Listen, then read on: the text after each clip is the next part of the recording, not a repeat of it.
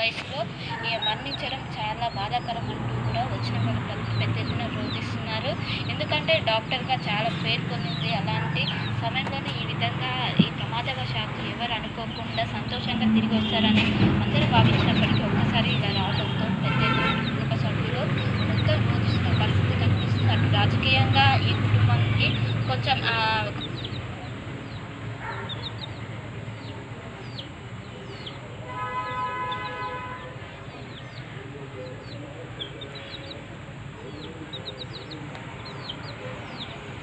ఈ బట్టలు